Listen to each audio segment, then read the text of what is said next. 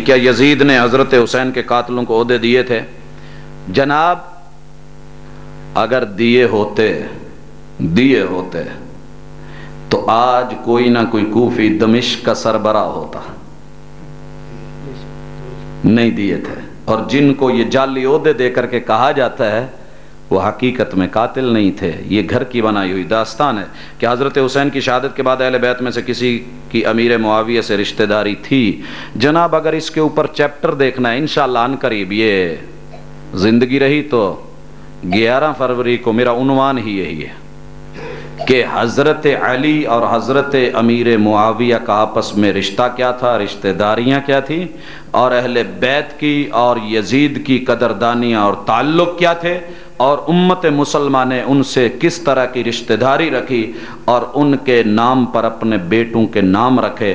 اگر وہ واقعتاً مجرم ہوتا تو 298 صحابہ جنہوں نے حق و باطل کی ہر جنگ میں حق کا ساتھ دیا تھا کٹ گئے تھے. پورا مکہ ایک طرف تھا. سیدہ سمیہ جیسی اکیلی عورت بھی باطل کے سامنے جھکی نہیں تھی. تو یہ کبھی جھکتے نہیں، ڈٹ جاتے اور حق بتا دیتے.